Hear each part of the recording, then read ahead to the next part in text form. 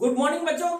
आज का जो हमारा वीडियो है वो इलास्टिसिटी चैप्टर का तीसरा वीडियो है और आज मैं आपको बताऊंगा स्ट्रेस स्ट्रेन कर्व के बारे में। बच्चों स्ट्रेस स्ट्रेन कर्व के एक एक बात मैं आपको फुल डिटेल में बता रहूंगा और उसके हिसाब से कितने तरीके के मटेरियल हमारे पास होते हैं वो भी बताऊंगा, ठीक है। और उसके जो है प्यारे प्यारे से न्यूमेरिकल करवाऊंगा, ठीक है बच्चों। तो बहुत ध्यान से देखिएगा इस वीडियो को, क्योंकि इससे जो है अधिकतर क्वेश्चन आता है घुमा करके और आपका कंसेप्ट क्लियर होगा तो वो आपको घुमा नहीं पाएंगे बच्चों। तो चलिए टॉपिक स्टार्ट करता हूं मैं अपने बेटी के यूट्यूब के चैनल मेरे पिताश्री की पाठशाला पे। तो चलिए बच्चों टॉपिक स्टार्ट करते हैं। तो आज मेरे यूट्यूब चैनल मेरे पिताश्री की पाठशाला पे मेरे पापा आपको स्ट्रेस स्ट्रेन कर्व के बारे में बताएंगे। तो मैं पीछे आती हूँ, मेरे पापा आपको पढ़ाएंगे। तो बच्चों आज हम पढ़ेंगे स्ट्रेस स्ट्रेन कर्व के बारे में। बच्चों ये बहुत ही इंपॉर्टेंट कर्व है और एग्जामिनेशन में इस पे क्वेश्चन आते हैं तो इसको हमें कंप्लीट थ्योरी आनी चाहिए और इसको अप्लाई भी करना आना चाहिए किस तरीके से हम इसके इस ग्राफ से जो है हम कंक्लूजन निकालते हैं। तो बच्चों चलिए हेडिंग डालते हैं स्ट्रेस स्ट्रेन कर्व, ठीक। स्ट्रेस स्ट्रेन कर्व ये हमारा कर्व हो गया। तो बच्चों अभी हमारा फिजिक्स का काफी पोर्शन बाकी है और हमको अभी बहुत से कर्व और बहुत से ग्राफ पढ़ने हैं, ठीक है बच्चों। तो हमको एक बात ध्यान रखनी है किसी भी कर्व और किसी भी ग्राफ को पढ़ते समय कि हमारा जो वेरिएबल है वो वाई एक्सिस पे कौन सा वेरिएबल है और एक्स एक्सिस पे कौन सा वेरिएबल है, हमको सबसे पहले किसी भी ग्राफ में ये देखना है, ठीक है।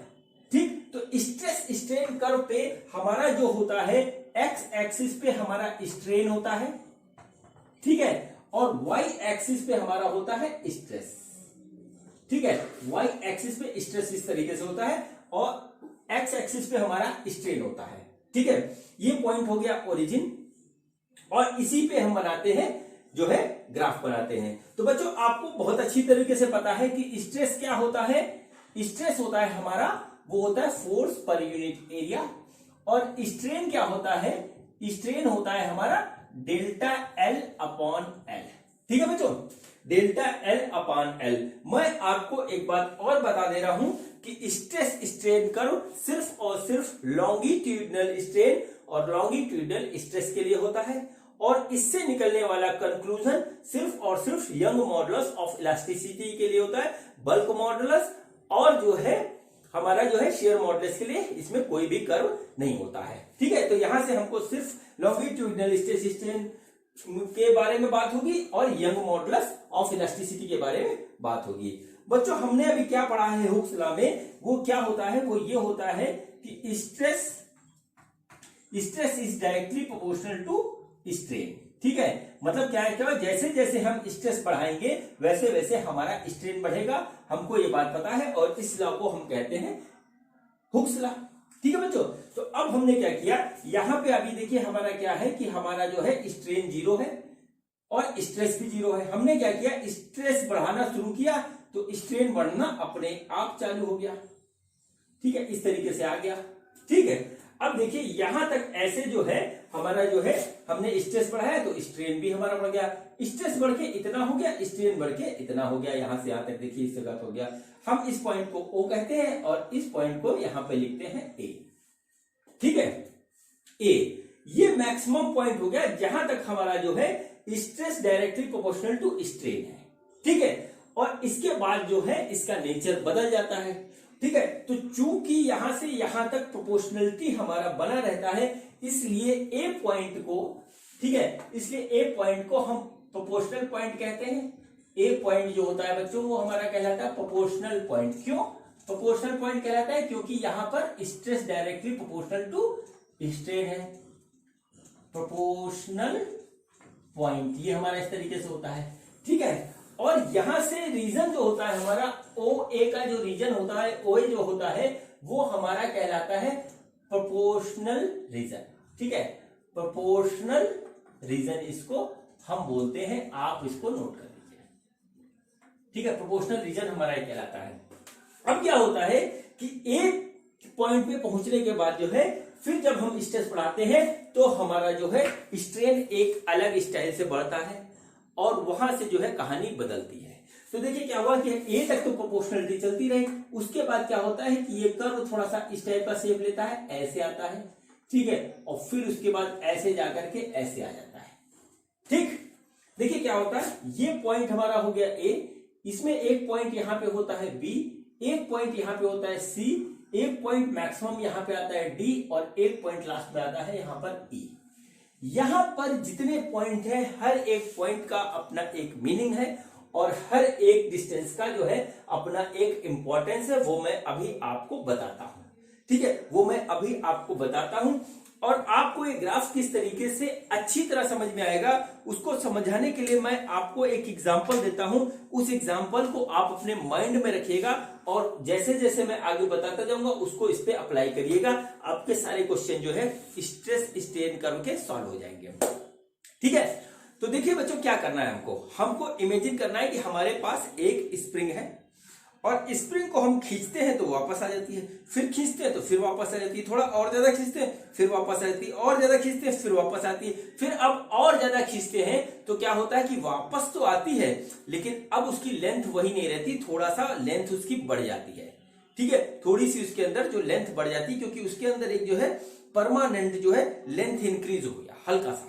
ठीक है, अब हमने क्या किया, फिर उसको और ज्यादा खींच दिया, और ज्यादा खींचने पे क्या होता है कि अब स्प्रिंग हमारी बड़े आराम से खींचती चली जा रही है, लेकिन जब हम उसको छोड़ेंगे तो फिर वो जो है बिल्कुल वापस नहीं आती, वहीं रह जाती है। और क्या होता है, फिर और ज्यादा खींच देंगे तो क्या होता है कि वो हमारा स्प्रिंग रही नहीं जाती, एक सिंपल सा वायर हो जाता है। ठीक है, सिंपल सा वायर हो जाता है। बच्चों यही पूरी कहानी इस ग्राफ में अभी मैं आपको दिखाऊंगा, यही पूरी कहानी इस ग्राफ में दिखाऊंगा। और हर एक मटेरियल का नेचर यही होता है। स्प्रिंग चूंकि हमें दिखती है, स्प्रिंग को हमने देखा है, इसलिए बात को समझना बहुत आसान हो जाता है।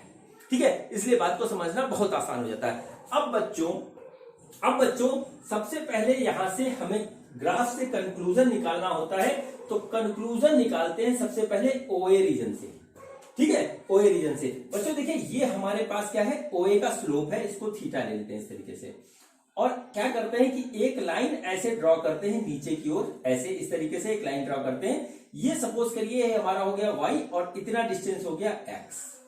ठीक है, इतना डिस्टेंस हो गया x। देखिए बच्चों क्या होता है, आपको बहुत अच्छी तरीके से पता है कि यंग मॉडुलस ऑफ इलास्टिसिटी जो होता है वो होता है हमारा स्ट्रेस अपॉन स्ट्रेन। ठीक है, ये होता है, ये आपने पढ़ा, इसके सवाल भी लगाए अपने बड़े प्यारे प्यारे से। अब जरा इस ट्रायंगल को आप देखिए, इस ट्रायंगल को देखिए, तो इस एंगल को हम यहां पे लिखेंगे tan थीटा। ठीक है, tan थीटा बराबर y बाई एक्स, ये आएगा। ठीक है, tan थीटा बराबर y बटे एक्स आ गया। देखिए y हमको क्या बता रहा है, y बता रहा है हमको बता रहा है स्ट्रेस है, और x बता रहा है स्ट्रेन। ठीक है, इसका मतलब क्या हुआ कि tan थीटा हमको क्या बता रहा है, हमको बता रहा है यंग्स मॉडुलस ऑफ इलास्टिसिटी। ठीक है, यंग्स मॉडुलस ऑफ इलास्टिसिटी ये हमको बता रहा है। ठीक है, हम tan थीटा कहें या डायरेक्टली थीटा भी कह सकते हैं कि थीटा हमको यही चीज बता रहा है। ठीक है, तो कुल मिलाकर के पहला ऑब्जर्वेशन जो इस ग्राफ से निकलता है वो ये निकलता है कि स्लोप जो होता है ओए रीजन का, प्रोपोर्शनलिटी रीजन का, वो हमको directly young modulus of elasticity बताता है। आप इसके थीटा से उसकी वैल्यू निकाल सकते हैं, डायरेक्ट कह सकते हैं। अब बच्चों इसी कंसेप्ट पे, इसी बात पे क्वेश्चन बहुत आते हैं। कैसे तरीके से क्वेश्चन आते हैं, खासतौर से मेडिकल के एग्जामिनेशन में बहुत इस टाइप के क्वेश्चन आए हैं। क्या क्वेश्चन आया है, क्वेश्चन ये आया है कि उन्होंने एक जो है ग्राफ बना दिया ऐसे। ठीक है, एक ग्राफ बना दिया और एक बनाया ऐसे, और इधर लिखा है कि ये हमारा स्ट्रेन है और ये हमारा क्या है, स्ट्रेस है, इस तरीके से। और ये एक मटेरियल ए है जिसका ग्राफ ऐसे है, ये मटेरियल ए है, और एक दूसरा मटेरियल बी है जिसका ग्राफ ऐसे है। ठीक है, ये मटेरियल बी है। अब हमसे पूछ दिया कि ए और बी में से किसकी इलास्टिसिटी ज्यादा होगी, या पूछ दिया कि किसका यंग मॉडुलस ऑफ इलास्टिसिटी ज्यादा होगी। तो बच्चों जाहिर सी बात है कि थीटा ए का ज्यादा है, बी का कम है। ठीक है, तो हमारा जो है यंग मॉडुलस जो होगा ए का वो ज्यादा होगा यंग मॉडुलस ऑफ बी से, यानी कि ए जो है ज्यादा इलास्टिक होगा बी की तुलना में। ठीक है, ये हमको सिर्फ ग्राफ से ही पता लगा था, बाकी इसमें और दुनियादारी लिखी होगी उसका कोई मतलब नहीं। सिर्फ हमने थीटा देखा तो देखा कि ए हमारा ज्यादा है और बी हमारा कम है इलास्टिसिटी के मैटर में। अब देखिए हमने अभी आपको बताया कि आपको वेरिएबल भी देखने होंगे कि एक्स वाई पे कौन सा है, तो बच्चों जैसा ये था वैसा ही हो गया। अब जैसे जेई 2015 में क्या हुआ था, उन्होंने क्या किया था कि यहां लिख दिया था स्ट्रेन स्ट्रेस और यहां कर दिया था स्ट्रेन, ठीक है, यहां पर इस तरीके से स्ट्रेन कर दिया था, ठीक। अब देखिए यहां पर कहानी गई थी बदल।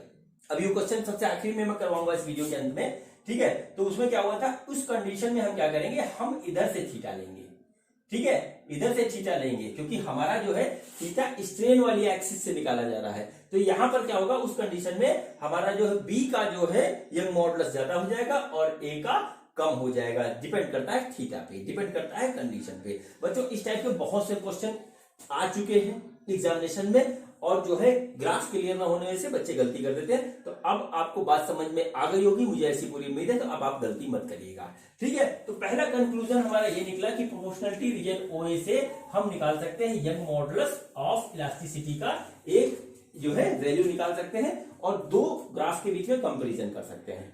अब चलिए बच्चों चलते हैं आगे। अब जो मैंने आपको स्प्रिंग का जो है एग्जाम्पल दिया उसको माइंड में रख करके ग्राफ देखिएगा। हमने क्या किया कि अब स्ट्रेस यहां से ए से और बढ़ाया। ए से बढ़ाने पे क्या हुआ कि अब जो है प्रोपोर्शनल के हिसाब से जो है स्ट्रेन नहीं बढ़ रहा, बी जो है इधर बढ़ गया। मतलब देखिए क्या हुआ कि ये हमारा रीजन हुआ स्ट्रेस का और ये रीजन आ गया हमारा स्ट्रेन का, ठीक है, ये रीजन आ गया हमारा स्ट्रेन का, ठीक। तो देखिए क्या हुआ कि हमने स्ट्रेस इतना बढ़ाया तो स्ट्रेन हमारा इतना बढ़ गया, ठीक है। अब देखिए क्या हो रहा है कि ये यहां पर जाता है बी और पॉइंट बी जो हमारा कहलाता है, बी पॉइंट जो हमारा कहलाता है वो कहलाता है इलास्टिक लिमिट, ठीक है, इलास्टिक लिमिट। ये हमारा जो है जाके कहलाता है इलास्टिक लिमिट। क्या होता है कि इस पॉइंट पे आकर के जो मटेरियल होता है वो अपनी इलास्टिक लिमिट के पास पहुंच जाता है या इलास्टिक लिमिट पे पहुंच जाता है और वहां पर आकर के वो अपना इलास्टिक लिमिट को जो है खोना स्टार्ट कर देता है, ठीक है। क्या होता है कि इस पॉइंट पे पहुंचने के बाद, ठीक है, हमने स्प्रिंग खींच दी, खींचते खींचते खींचते खींचते उस पॉइंट पे पहुंच गए, बी पॉइंट पे पहुंच गए और उसके बाद हमने छोड़ी तो ये आखिरी पॉइंट होता है। इसके बाद जो है हमारा मटेरियल फिर अपने ओरिजिनल लेंथ पे आ जाएगा और जो है उस ओरिजिनल लेंथ पे आ जाएगा और जो है वहां पे हमको जो है डेल्टा एल नहीं मिलेगा। ये पॉइंट बी और उसके बाद है पॉइंट सी। ये दोनों पॉइंट बहुत करीब होते हैं, ये दोनों पॉइंट बहुत करीब होते हैं, दूर मैंने आपको समझाने के लिए बनाया है। इस पॉइंट के बाद तुरंत एक पॉइंट हमको मिलता है सी और यहां से जो है इलास्टिक लिमिट हमारी हो जाती है खत्म। अब हम यदि उसको और फोर्स लगा करके खींचेंगे और फिर छोड़ेंगे तो वापस तो आएगा लेकिन अब अपने नेचुरल लेंथ पे पुरानी पे नहीं आएगा, उसके अंदर एक थोड़ा सा इलांगेशन हो चुका होगा और उसको जब हम छोड़ेंगे तो हमारा वो जीरो पर ना आकर के वो यहां कहीं ऐसे रुकेगा, ठीक है, वो यहां कहीं ऐसे रुकेगा और उसके अंदर एक डेल्टा एल का परमानेंट इंक्रीज हो चुका होगा जो किताबों में भी बना है, आप लोग देखते भी होंगे, वो हमको इतना मिलेगा, ठीक है। तो क्या हुआ, सी वो पॉइंट हुआ कि हमने अब उसकी इलास्टिक लिमिट क्रॉस कर दी और वहां से वो निकल गया, ठीक है, इलास्टिक लिमिट हमने क्रॉस कर दी। अब वो जब छोड़ेंगे तो अपनी ओरिजिनल लेंथ पे नहीं आएगा, उसके अंदर एक परमानेंट डिफॉर्मेशन आ चुका होगा, ठीक है बच्चों। यहां पर ये बात हुई। अब देखिए क्या हुआ, सी के बाद जब हम स्ट्रेस बढ़ाते हैं, देखिए सी के बाद हम क्या करें, स्ट्रेस बढ़ा रहे हैं तो देखिए स्ट्रेन अपने हिसाब से बढ़ रहा है, ठीक है, स्ट्रेन अपने हिसाब से बढ़ रहा है। अब उसका अलग अलग मटेरियल का हिसाब बिल्कुल अलग अलग होता है, ठीक है। तो उस कंडीशन में हमारा क्या होगा, बियॉन्ड सी, ठीक है, नोट कर लीजिए, बियॉन्ड सी, ठीक है, beyond C material flows like a liquid. अब क्या होता है, जब हमने फोर्स बहुत ज्यादा बढ़ा दिया तो उसके बाद क्या होता है कि अब हमारा जो है मटेरियल एकदम आराम से बढ़ेगा, उसमें कोई भी जो है हमारा अपोजिशन नहीं होगा और बिल्कुल फ्लो करेगा लिक्विड की तरह, ठीक है। और एक मैक्सिमम पॉइंट पे पहुंच जाएगा जहां तक वो बढ़ता ही चला जाएगा, बढ़ता ही चला जाएगा, बढ़ता ही चला जाएगा। अब यहां पर आकर के यदि हम जो है स्ट्रेस को बिल्कुल जीरो कर दें, अब यहाँ पर आकर के हम रुक गए, ठीक है, हमने जो है स्ट्रेस लगाना यानी फोर्स लगाना बंद कर दिया, तो उसके बावजूद भी क्या होता है कि हमारा जो है स्ट्रेन बढ़ता है। देखिए स्ट्रेस इस पॉइंट के बाद हमारा कम हो रहा है, लेकिन स्ट्रेन हमारा बढ़ता ही चला जा रहा, बढ़ता ही चला जा रहा, बढ़ता ही चला जा रहा, और फिर लास्ट में एक पॉइंट हमारा ऐसा आता है कि मटेरियल टूट जाता है। मैंने आपको स्प्रिंग का एग्जांपल दिया था, क्या हुआ कि वहां पर आकर के स्प्रिंग का नेचर खत्म हो गया, मतलब वो भी स्प्रिंग नहीं बचा, या कोई और मटेरियल होगा तो ये उसको हो गया ई पॉइंट, यहां पर आकर के मटेरियल हमारा खत्म हो जाता है, मतलब वो टूट जाता है। इस पॉइंट को बच्चों हम कहते हैं ई वाला पॉइंट जो होता है हमारा, ई वाला पॉइंट होता है हमारा, ये कहलाता है ब्रेकिंग पॉइंट, ठीक है, ब्रेकिंग पॉइंट, या इसको कहते हैं रप्चर पॉइंट, ठीक है, ब्रेकिंग पॉइंट या रप्चर पॉइंट हमारा ये कहलाता है, ठीक है, ब्रेकिंग पॉइंट या रप्चर पॉइंट ये हमारा कहलाता है। और इस तरीके से हमारा ये जो है पूरा कर्व बनता है, ठीक है, ये हमारा पूरा कर्व बनता है। इस चीज को आप नोट कर लीजिए। इसमें देखिए दो रीजन होते हैं, एक होता है हमारा ए से लेकर के सी तक, सॉरी ओ से लेकर के सी तक, जो कि हमारा इस तरीके से रीजन होता है ओ ए बी सी, ठीक है, reason O A B C, और दूसरा होता है हमारा सी डी ई रीजन, ठीक है, सी डी ई रीजन। अब देखिए हमारा क्या होता है कि एक हमारा रीजन हुआ, एक हमारा रीजन हुआ REGI1, रीजन हुआ हमारा OABC, ठीक है, OABC, और दूसरा हमारा रीजन हुआ, ठीक, दूसरा हमारा रीजन हुआ CDE। ये दो रीजन हमको इस पूरे ग्राफ में मिलते हैं। तो बच्चों ये वाला रीजन जो यहां तक होता है इसको हम कहते हैं रीजन, इस रीजन को कहते हैं हम इलास्टिक रीजन, ठीक है, इलास्टिक रीजन। और इस वाले के बाद हम बोलते हैं प्लास्टिक रीजन, ठीक है, इसके बाद जो आता है वो हमारा कहलाता है प्लास्टिक रीजन, ठीक। इसके बाद आता है ये वाला रीजन, यहां तक का हमारा हुआ इलास्टिक रीजन, और इसके बाद हो गया हमारा प्लास्टिक रीजन। इलास्टिक रीजन में क्या होता है कि इलास्टिक रीजन के में जब तक हमारा मटेरियल रहता है उसके ऊपर जो फोर्स लगता है उसके बाद वो वापस आ जाता है, ठीक है, वापस आ जाता है, नेचुरल लेंथ पे आ जाता है, या थोड़ा सा डिफॉर्मेशन उसमें होता है। लेकिन जब हमारा सी पॉइंट क्रॉस हो जाता है और जो है मटेरियल हमारा प्लास्टिक रीजन में पहुंच जाता है, तो फिर उसके बाद वो अपने जो है नेचुरल लेंथ पे कभी वापस नहीं आ पाता, और वो परमानेंटली डिफॉर्मेशन उसके अंदर आ जाता है, और एक पॉइंट पर जाकर के वो हमारा ब्रेक हो जाता है, एक पॉइंट पे जाकर के वो परमानेंटली ब्रेक हो जाता है। तो ये रीजन हमारा, इतना रीजन हुआ प्लास्टिक रीजन, और ये हमारा हुआ इलास्टिक रीजन, ठीक है। फिर से देख लीजिए, ये वाला रीजन जहां से जो है पूरा का पूरा फोर्स हटाने पर जो है अपने ओरिजिनल लेंथ पे जो है कोई भी मटेरियल वापस आ जाता है, उसको हम बोलते हैं इलास्टिक रीजन। और वो रीजन जहां से जिस पॉइंट के बाद जो है मटेरियल अपने नेचुरल लेंथ पे वापस नहीं आ पाता है, उस जो है रीजन को हम बोलते हैं प्लास्टिक रीजन, मतलब उसके अंदर एक परमानेंट डिफॉर्मेशन आ चुका है, ठीक है, परमानेंट डिफॉर्मेशन उसमें आ चुका है। बच्चों स्ट्रेस स्ट्रेन कर्व में इतनी ही पूरा कंसेप्ट है, इतना ही पूरा कंसेप्ट है।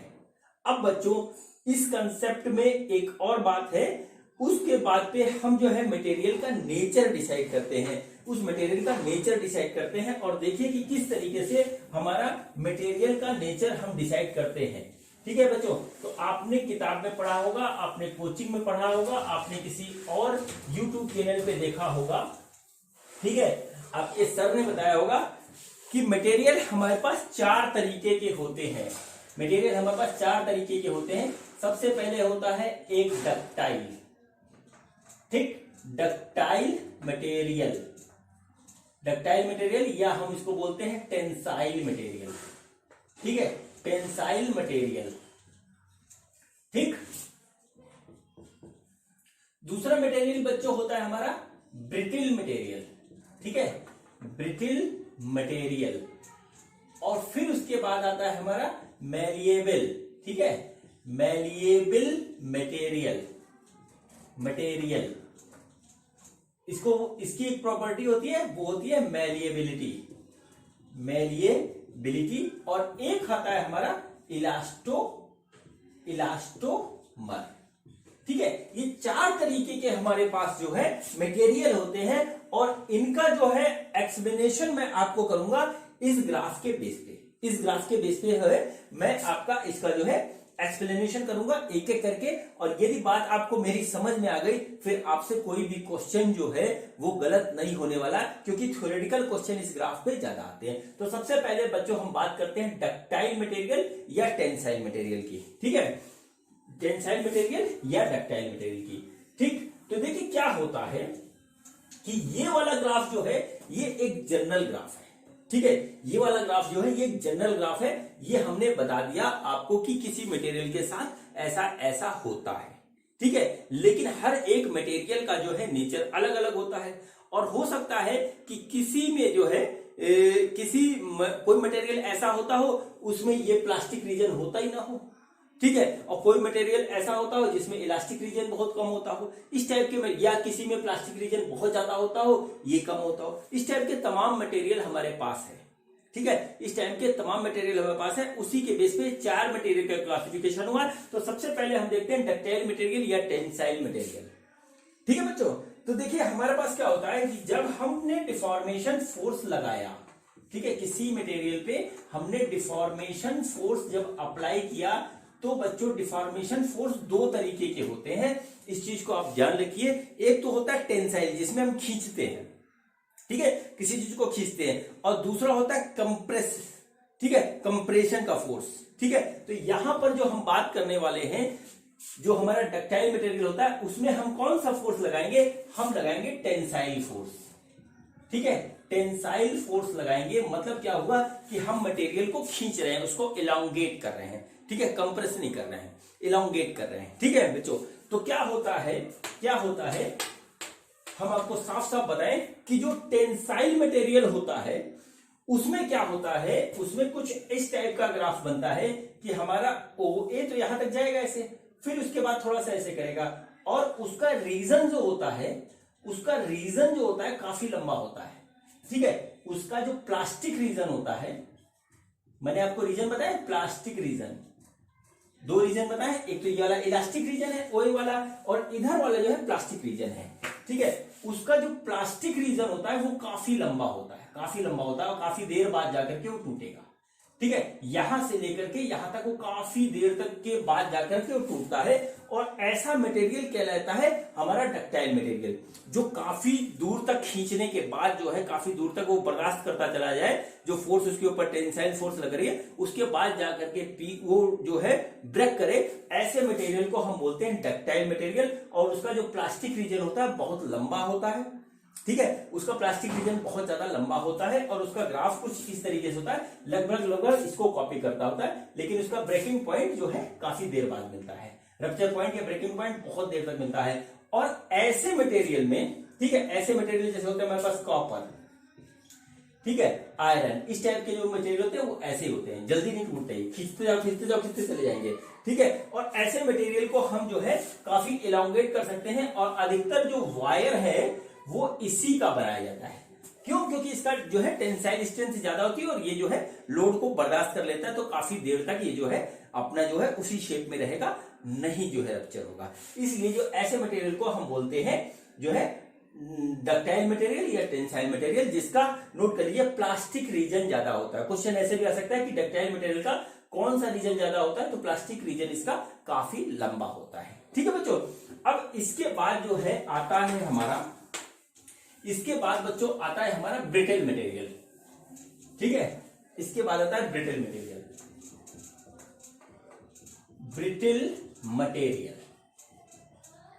ठीक है, ब्रिटल मटेरियल। ठीक है, ब्रिटल मटेरियल का जो स्ट्रेस स्ट्रेन कर्व होता है वो ऐसे होता है। ये देखिए हो गया हमारा स्ट्रेन, और ये हो गया हमारा स्ट्रेस। ठीक है, ऐसे गया। इसका जो है कर्व कुछ ऐसे होता है, बस यहां तक तो इसका A जाएगा, लेकिन यहां पे आके मामला C यहां पे मिल जाएगा, और कहीं से भी इसमें बहुत ही कम रीजन होता है A और C के बीच में। होता क्या है कि इसको हम जैसे ही छुएंगे वैसे ही टूट जाएगा, अपनी ब्रेकिंग पॉइंट को तुरंत मीट कर लेता है। ठीक है, क्या हुआ, ये वाला C हमारा यहाँ पे क्या है, ब्रेकिंग पॉइंट है, ये तुरंत हमारा ब्रेकिंग पॉइंट को मिल गया। इसमें ये वाला रीजन नहीं होता, मतलब कि इस टाइप के मटेरियल में हमारा नो प्लास्टिक रीजन।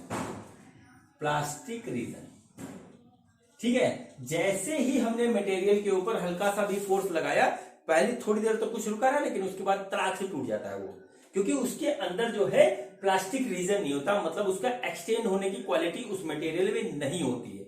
ऐसे कौन कौन से मटेरियल है मैं आपको बताता हूं।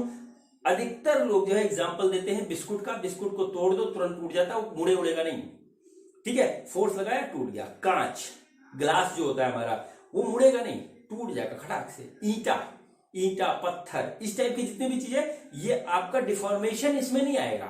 इसमें क्या होगा, जहां आपने फोर्स बढ़ाया कड़ाक से टूट जाएगा, ठीक है। तो ये होता है ब्रेकिंग पॉइंट को, इलास्टिक रीजन के बाद वो तुरंत ब्रेकिंग पॉइंट पे जाता है। उनका ये बीच वाला, जैसे ये हमारा इलास्टिक रीजन है, ये ब्रेकिंग पॉइंट है, तो ये वाला रीजन इनका गायब रहता है, इसको बोलते हैं प्लास्टिक रीजन, इसका गायब रहता है, यानी कि नो प्लास्टिक रीजन, ये टूट गया हमारा, तो कुल मिलाकर के ये खत्म हो गया। और ऐसे मटेरियल को हम बोलते हैं ब्रिटल मटेरियल, और ये हमारा जो है तुरंत रप्चर हो जाता है, ठीक है, रप्चर हो जाता है। सब लोग बिस्कुट का एग्जांपल देते हैं, बिस्कुट मुझे अच्छा भी लगता है, आपको भी पसंद आता होगा।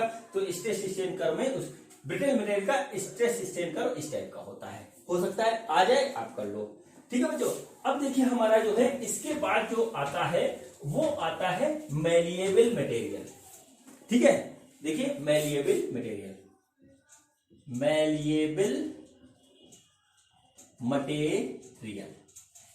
मटेरियल इसके बाद आता है। और मैलिएबल मटेरियल की खासियत क्या होती है वो मैं आपको बताता हूं। और सबसे पहले अभी मैंने जब इसको बताना शुरू किया था तो आपसे एक बात कही थी कि हम फोर्स दो तरीके से लगाते हैं, एक तो टेंसाइल जिसमें हम खींचते हैं, दूसरा कंप्रेसिव जिसमें हम दबाते हैं। तो मैलिएबल मटेरियल वो मटेरियल होते हैं, ठीक है, मैलिएबल मटेरियल वो मटेरियल होते हैं जिसपे हम फोर्स लगाते हैं कंप्रेशन का, ठीक है, कंप्रेशन का फोर्स हम अप्लाई करते हैं, बात नंबर एक। और कंप्रेशन का फोर्स अप्लाई करने के बाद इसमें जो है एक परमानेंट, ठीक है, एक परमानेंट डिफॉर्मेशन आ जाता है, ठीक है, परमानेंट डिफॉर्मेशन इसमें आ जाता है। और परमानेंट डिफॉर्मेशन आता है बच्चों तो क्या होता है, वो इस रीजन में पहुंच जाता है, ठीक है। देखिए यहां पर इलास्टिक लिमिट हमने आपको खींचने वाली बताई कि हम मटेरियल खींच रहे हैं, वापस चला गया, मटेरियल खींच रहे हैं, वापस चला गया, मटेरियल खींच रहे हैं, वापस चला गया। अब हम मटेरियल दबा रहे हैं तो वापस आ जा रहा है, मटेरियल दबा रहे हैं वापस आ जा रहा है, मटेरियल दबा रहे हैं वापस आ जा रहा है। ये वो वाला मटेरियल है, क्या हुआ, हमने ज्यादा दबा दिया, अब वो वापस नहीं आ रहा, वो चिपक गया है, चिपक गया, कहते हैं वो पचटा हो गया, चपटा हो गया, इस तरीके से समझ लीजिए, ठीक है। तो ऐसे मटेरियल जो होते हैं उनको हम बोलते हैं मैलिएबल मटेरियल, ठीक है। इसमें क्या होता है कि कंप्रेशन का फोर्स, दबाव का फोर्स हम लगाते हैं तो उसका शेप का डिफॉर्मेशन हो जाता है, और ऐसे ही मटेरियल को हम बोलते हैं मैलिएबल मटेरियल, ठीक है। और बच्चों ऐसे मटेरियल से हम क्या करते हैं, ठोक ठोक के पीट के जो है क्या बनाते हैं, उसका शेप बदल देते हैं, उसको चादर बना देते हैं, जैसे सीट बना देते हैं, ठीक है। और ये प्रॉपर्टी पाई जाती है बच्चों गोल्ड एंड सिल्वर में, सबसे ज्यादा पाई जाती है गोल्ड एंड सिल्वर में। जितनी भी ज्वेलरी हमारी बनती है गोल्ड और सिल्वर की, वो जो है कंप्रेशन के फोर्स से बनाई जाती है, उसका शेप हम बदल देते हैं, ठीक है, शेप बदलते हैं और इसको बोलते हैं मैलिएबल। जैसे हमको शीट बनानी है, ठीक है, शीट बनानी है जिसको हम बोलते हैं हिंदी में चादर, ठीक है, चादर बनानी है किसी चीज की, तो हम उसको पीट के हथौड़े से उसका डिफॉर्मेशन कर देंगे और अपने शेप में ले आएंगे। तो जितने भी मटेरियल होते हैं इस टाइप के उसको बोलते हैं मैलिएबल मटेरियल। अब लास्ट एक हमारा आता है, वो होता है इलास्टोमर, ठीक है, वो होता है हमारा, क्या होता है, इलास्टोमर, नाम नोट कर लीजिए, इलास्टोमर, ठीक, इलास्टोमर। अभी तक बच्चों हमने जो बात पढ़ी है ना, हमने जो बात पढ़ी है वो ये पढ़ी है कि एक तो सबने पढ़ा था हमने डक्टाइल मटेरियल में हमारा क्या था कि प्लास्टिक रीजन था हमारे पास, ठीक है, प्लास्टिक रीजन था। फिर उसके बाद हमने पढ़ा ब्रिटल में हमारा प्लास्टिक रीजन नहीं था, वो यहां से डायरेक्ट इस पे मिल जाता था। फिर उसके बाद हमने पढ़ा जो है वो पढ़ा मैलिएबल में भी हमारा जो है प्लास्टिक रीजन लंबा होता है, लेकिन वो कंप्रेशन के फोर्स के बाद होता है। मैं वो बताना भूल गया, नोट कर लीजिए इसको कि मैलिएबल मटेरियल में प्लास्टिक रीजन हमारा लंबा होता है, ठीक है, प्लास्टिक रीजन लंबा होता है और वो कंप्रेशन के फोर्स के बाद वो परमानेंट शेप में जो है उसका ले लेता है, यानी कि वो प्लास्टिसिटी को फाइंड आउट कर लेता है, तो वो उसके बाद वो वापस नहीं आ पाता। तो ये नोट कर लीजिएगा, मेल्लेबल मटेरियल में जो है प्लास्टिक रीजन होता है। अब बच्चों लास्ट होता है इलास्टोमर। इलास्टोमर में बच्चों क्या होता है कि प्लास्टिक रीजन होता ही नहीं है, ठीक है, प्लास्टिक रीजन होता नहीं है इलास्टोमर में, नो प्लास्टिक रीजन। नंबर 1 ये नोट कर लीजिए। दूसरी quality very long elastic region, बहुत लंबा इलास्टिक रीजन होता है इसमें, ठीक है, वेरी लॉन्ग इलास्टिक रीजन, ठीक है। अब जैसे आपको ऐसे एग्जांपल दें तो देखिए, हमारा सबसे पहला होता है रबड़।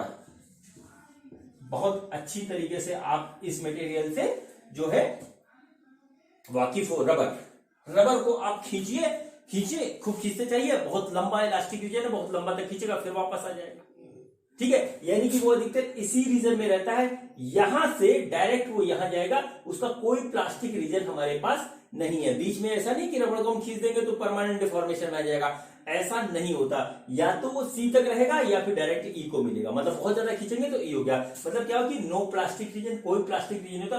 वेरी लॉन्ग इलास्टिक रीजन यानी बहुत ज्यादा लंबा तक वो खींच सकता है, ठीक है, रबड़ इसमें आता है। दूसरा होता है हमारे टिश्यू, ठीक है, जैसे हमारे कोई गाल खींचे इस तरीके से, अधिकतर हम बच्चों के गाल खींच के उनको पुचकारते हैं तो क्या होता है, फिर वो खींचा, डिफॉर्मेशन हुआ, फिर वापस चला गया। वैसे तो हमारी जो बॉडी के जितने भी टिश्यू है उनके अंदर भी ये इलास्टोमर की प्रॉपर्टी होती है, ठीक है। ज्यादा खींच देंगे तो टूट जाएगा, सही कह रहे हो आप लोग, है ना, ज्यादा खींच देंगे टूट जाएगा, लेकिन डिफॉर्मेशन नहीं आता है, डिफॉर्मेशन किसी तरीके का नहीं आता है हमारे जो है टिश्यूज में, अगर हम चाहे उसको किसी भी तरीके से यूज करें, ठीक है बच्चों। तो यही हमारा जो है कहलाता है इलास्टोमर। इसका जो ग्राफ बनता है बच्चों, इसका ग्राफ थोड़ा सा विचित्र टाइप का होता है। ये हमारा हो गया स्ट्रेन नीचे, और ये हमारा हो गया इधर स्ट्रेस, ठीक है, ये हमारा हो गया स्ट्रेस। इसका ग्राफ बच्चों कुछ इस तरीके से आता है, किताबों में बना है, देख लीजिएगा, ठीक है, इस तरीके से आता है। इसमें हमको जो है कहीं से भी जो है हमको नहीं मिलता है, ये देखिए इलास्टिक रीजन है पूरा का पूरा, प्लास्टिक रीजन इसमें नहीं होता, ठीक है बच्चों। तो बच्चों ये पूरी तरीके से पूरा कंसेप्ट था स्ट्रेस स्ट्रेन कर्व का, और उसके बेसिस पे जो जो बातें हो सकती थी वो मैंने आपको बहुत अच्छी तरीके से बता दी, ठीक है। अब चलिए इसके एक दो क्वेश्चन करते हैं और देखते हैं कि ये कंसेप्ट जो हमने आपको अभी तक बताया है इसको न्यूमेरिकल्स में किस तरीके से अप्लाई किया जा सकता है। अधिकतर इसमें जो क्वेश्चन आते हैं वो हमारे जो है थ्योरेटिकल आते हैं, इस पे ज्यादा जो है क्वेश्चन न्यूमेरिकल वैसे वाले कैलकुलेशन वाले नहीं बनते हैं। तो चलिए देखते हैं बच्चों हमारा क्वेश्चन क्या है। बच्चों देखिए ये हमारा जो है क्वेश्चन है पहला, जो कि हमारा स्ट्रेस स्ट्रेन कर्व पे है, ठीक है। क्वेश्चन में क्या दिया हो मैं आपको बताता हूं, फिर देखिए मैंने जो कुछ आपको बताया है अभी थोड़ी देर पहले वो इसमें यूज होगा और इसका सोल्यूशन हमारा निकल आएगा, ठीक है। हमारे पास दो जो है मटेरियल है, मटेरियल ए और मटेरियल बी, उसका स्ट्रेस स्ट्रेन कर्व हमको इस तरीके से दे रखा है, ठीक है, उसका स्ट्रेस स्ट्रेन कर्व हमको इस तरीके से दे रखा है। तो हमको इन चार बातों का जवाब देना है। पहली बात है विच of the material has greater young modulus, ठीक है। दूसरा क्या है which material is more ductile, तीसरा है which material is more brittle, और चौथा है विच of the two is the stronger material. मतलब क्या हुआ कि इन दोनों में से किसका जो है यंग मॉडुलस ज्यादा है, बात नंबर 1। दूसरी बात है कि कौन सा मटेरियल हमारा ज्यादा डक्टाइल है और कौन सा मटेरियल हमारा ज्यादा ब्रिटल है, और तीसरा है कि स्ट्रॉन्गर दोनों में से कौन सा है, ठीक है बच्चों। तो हमने आपको अभी थोड़ी देर पहले बताया था कि यंग मॉडुलस अगर हमको ग्राफ से निकालना हो और ये बताना हो कि ज्यादा कौन सा है कम कौन सा है, तो हम क्या देखते हैं, हम थीटा देखते हैं स्ट्रेन से, स्ट्रेन से हम थीटा देखते हैं। तो बच्चों देखिए ये एंगल हमारा जो थीटा है, थीटा 1 मान लीजिए या थीटा ए कर लीजिए, और ये ले लीजिए थीटा बी। देखने से ही पता लग रहा है कि थीटा ए हमारा ज्यादा है, ठीक है, थीटा ए हमारा ज्यादा है, तो ये वाला इसका यंग मॉडुलस ज्यादा होगा, तो इसका आंसर होगा कि ए का जो है यंग मॉडुलस बी से ज्यादा है। पहला का आंसर हमारा निकल गया। दूसरा क्वेश्चन है which material is more ductile, ठीक है। अभी थोड़ी देर पहले मैंने आपको बताया है कि जो डक्टाइल मटेरियल होता है, डक्टाइल मटेरियल होता है उसके ऊपर हम टेंसाइल स्ट्रेंथ लगाते हैं, यानी कि जो है इलॉन्गेशन वाला फोर्स लगाते हैं, और उसका प्लास्टिक रीजन ज्यादा होता है, ठीक है, प्लास्टिक रीजन उसका ज्यादा होता है, यानी कि जो है जो पॉइंट होता है हमारा इलास्टिक लिमिट वाला, उसके बाद वो बहुत देरी तक जो है उसको फैलता रहता है, उसके बाद उसका जो है रप्चर पॉइंट आता है। तो इसको और इसको देखें तो इसका जो इलास्टिक लिमिट ये है, इसका इलास्टिक लिमिट ये है, लेकिन जो इसकी ब्रेकिंग पॉइंट है इसमें ज्यादा है और इसमें कम है। तो ये वाला मटेरियल ज्यादा डक्टाइल होगा, ठीक है, ये वाला मटेरियल ज्यादा डक्टाइल होगा। तो इसका भी आंसर होगा हमारा A is more ductile than B, ये हमारा इसका आंसर हो गया। तीसरा क्वेश्चन है which material is more brittle, ठीक है, तो ब्रिटल मटेरियल इनमें से कौन सा, ये हमें बताना है। अब बच्चों ब्रिटल मटेरियल की क्या प्रॉपर्टी थी, ब्रिटल मटेरियल की प्रॉपर्टी ये थी कि जो है इलास्टिक लिमिट के बाद उसका जो है रप्चर पॉइंट यानी ब्रेकिंग पॉइंट जो है जल्दी मीट हो जाता था। तो देखिए इसकी इलास्टिक लिमिट यहां है, इसकी इलास्टिक लिमिट यहां है। अब देखिए इसका रप्चर पॉइंट यहां पे आके टूट रहा है, वो ये ज्यादा है और ये देखिए कम है। तो यानी बी हमारा ज्यादा ब्रिटल होगा ए की कंपैरिजन में। तो B is more brittle than A, ये हमारा हो गया आंसर। चौथा बहुत ही इजी क्वेश्चन है, इसमें कुछ है नहीं कि which of the two is the stronger material, इन दोनों में से कौन सा मटेरियल हमारा स्ट्रॉन्गर है, ये हमको बताना है बच्चों। तो मैं आपको अपने इलास्टिसिटी के पहले वीडियो में बता चुका हूं कि जिस मटेरियल का यंग मॉडुलस हमारा ज्यादा होता है वो हमारा ज्यादा स्ट्रॉन्गर होता है। यहां पर पहले ही क्वेश्चन से हमें बात पता लगी थी कि हमारा यंग मॉडुलस जो है वो हमारा ए का ज्यादा है, इसलिए ए हमारा जो है वो स्ट्रॉन्गर होगा बी की कंपैरिजन में। तो बच्चों देखिए इस तरीके से जो भी थ्योरी मैंने अभी आपको बताई है उसका यूज करके ये क्वेश्चन कितने आसानी से हो गया। और ये बड़ी बड़ी बुकों में जो है हॉर्स में दे रखा है, जो हायर ऑर्डर थिंकिंग स्किल वाले क्वेश्चन में ये है। अगर आप ढंग से पढ़ोगे तो कोई भी क्वेश्चन कर लोगे। अब बच्चों इसी कंसेप्ट में जो है जेईई एडवांस 2015 में एक क्वेश्चन आया था, अब मैं वो क्वेश्चन आपके सामने रख रहा हूं और देखिए वो क्वेश्चन क्या था। ठीक बच्चों देखिए ये अगला क्वेश्चन है स्ट्रेस स्ट्रेन कर्व का, और ये क्वेश्चन जो है जेईई एडवांस 2015 में आ चुका है और बड़ा फेमस क्वेश्चन है, सारे टीचर्स इसको करवाते हैं, मैं भी आपको करवा रहा हूं। देखिए क्वेश्चन क्या है, क्वेश्चन में ये लिखा है कि in plotting stress versus strain curves for two material P and Q a students by mistake put the strain on y-axis and stress on x-axis as shown in figure। ठीक क्या हुआ कि स्ट्रेस स्ट्रेन कर्व का कोई student एक plot कर रहा था, स्ट्रेस स्ट्रेन कर्व दो मटेरियल के लिए P एंड Q। तो हमने अभी तक जो पढ़ा है उसमें स्ट्रेन यहां रखा है और स्ट्रेस इधर रखा था, लेकिन उससे गलती हो गई और उसने स्ट्रेन इधर कर दिया, स्ट्रेस इधर कर दिया। इसीलिए मैंने वीडियो के स्टार्टिंग में आपसे कहा था कि आप ये देख लीजिएगा कि x का कौन सा वेरिएबल है, y का कौन सा वेरिएबल है, कौन सा किधर है, ये आपको लगातार देखना है हर एक क्वेश्चन में। अभी बहुत से ग्राफ आने वाले हैं, ठीक है। तो जो है उसने इसको इस तरीके से प्लॉट कर दिया जैसा क्वेश्चन में लिखा हुआ है। Then the correct statement is R, मतलब क्या है कि इसमें से कौन सा स्टेटमेंट हमारा करेक्ट है। एक भी सही हो सकता है, एक से ज्यादा भी सही हो सकते हैं, ठीक है बच्चों। तो अब हम इस ग्राफ को वैसे ही देखेंगे स्ट्रेस स्ट्रेन कर्व की तरह जैसे हमने देखा था, लेकिन अब सारी कहानी इधर से होगी, ठीक है। तो देखिए हमारा कौन सा सही है, P has more tensile strength than Q, पहला स्टेटमेंट है। हम इसको एनालिसिस करते हैं। देखिए टेंसाइल स्ट्रेंथ उसकी ज्यादा होती है जो मैंने अभी आपको बताया था, जिसका जो है प्लास्टिक रीजन ज्यादा होता है, ठीक है। उसको खींचते हैं, खींचता चला जाए, काफी लंबा खींचता जाए, उसको जो है हम बोलते हैं टेंसाइल स्ट्रेंथ ज्यादा होती है। अब देखिए हमारा स्ट्रेन इधर है, स्ट्रेस इधर है, और हमने इसको खींचना शुरू किया तो देखिए ये ज्यादा जा रहा है, ये कम जा रहा है। तो इसका जो है प्लास्टिक रीजन P का ज्यादा है, इसका कम है। तो उस कंडीशन में हमारा आ गया कि P का जो है टेंसाइल स्ट्रेस Q की तुलना में ज्यादा है, यानी कि हमारा ऑप्शन ए हमारा बिल्कुल सही है, ठीक है। अब देखिए दूसरा स्टेटमेंट हमारा क्या है, P is more ductile than Q, ठीक है। P is more ductile than Q, मैंने आपको जब अभी बताया था डक्टाइल और टेंसाइल, तो दोनों में एक ही बात थी, दोनों एक ही दूसरे के रूप है। जो मटेरियल हमारा डक्टाइल है वही टेंसाइल भी होगा। तो ठीक है बच्चों, तो क्या हुआ, डक्टाइल की भी कंडीशन वही होती है कि उसका प्लास्टिक रीजन बहुत ज्यादा होता है। तो यहां पर देखिए P का प्लास्टिक रीजन कितना है, इसका छोटा सा है, तो ये हमारा ये भी स्टेटमेंट सही है। अब हो सकता है कि ये ज्यादा हो, P is more brittle than Q, ठीक है।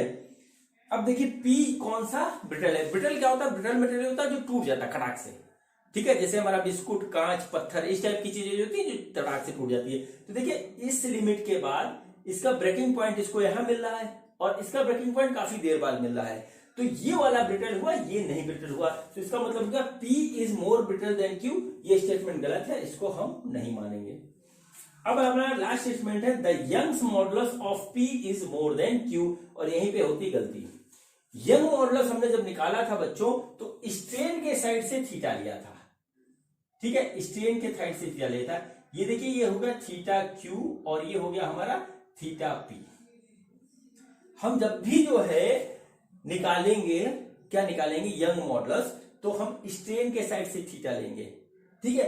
अब स्ट्रेन के साइड से थीटा हमारा P मटेरियल के लिए कम आ रहा है, Q के लिए ज्यादा आ रहा है। बात समझ में आई? P मटेरियल के लिए कम आ रहा है और जो Q के लिए ज्यादा आ रहा है, यानी young modulus of P is less than young modulus of Q। Young modulus of P is less than young modulus of Q, यानी कि हमारा स्टेटमेंट है the young modulus of P is more than Q। ये भी statement हमारा गलत हुआ, तो हमारा ऑप्शन हुआ A और B, दोनों ऑप्शन हमारा सही हुआ। इसी को आप ऑप्शन में टिक करके चले आएंगे और आपका हो जाएगा सिलेक्शन। ठीक है बच्चों, तो बच्चों ये हमारा जो था वीडियो था आज का, ठीक है, ये हमारा वीडियो था आज का स्ट्रेस स्ट्रेन कर्व का। इसमें मैंने अपनी पूरी कोशिश करी कि आपको मैं हर एक बात, हर एक पॉइंट डिटेल में समझा सकूं और आप हर तरीके के क्वेश्चन कर सको।